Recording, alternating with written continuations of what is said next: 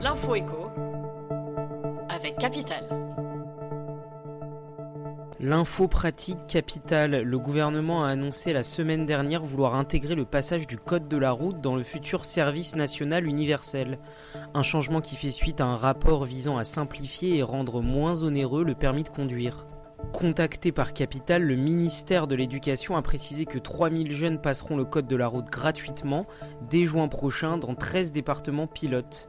De quoi alléger pour les jeunes le coût global élevé du permis, 1600 € en moyenne.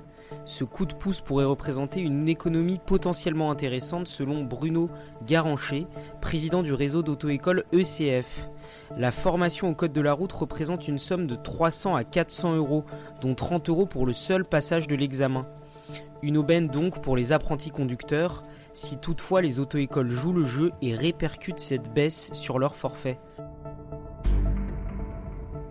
Le coup de gueule du jour est poussé contre Areva Mox Service par les États-Unis.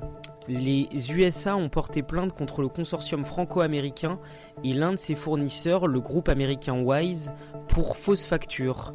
Cette affaire concerne une usine permettant de transformer du plutonium militaire en un combustible pour les centrales nucléaires, baptisée MOX.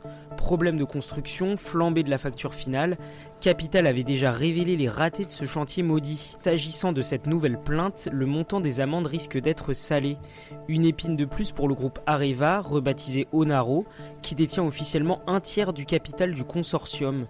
Il y a 3 mois, le Department of Energy avait officialisé l'arrêt de la construction par Areva et son partenaire CBNY.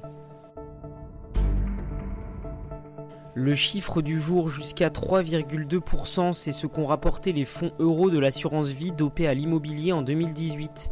Un taux largement supérieur à la moyenne du marché, attendu vers 1,6%. A l'inverse, les fonds euros très exposés ont pâti de la chute des bourses l'année dernière. Plusieurs d'entre eux ont ainsi dégagé une performance nulle. Certains fonds euro-croissance, ces supports de nouvelle génération pour lesquels la garantie en capital n'est acquise qu'au bout d'une certaine durée, ont même affiché un rendement négatif.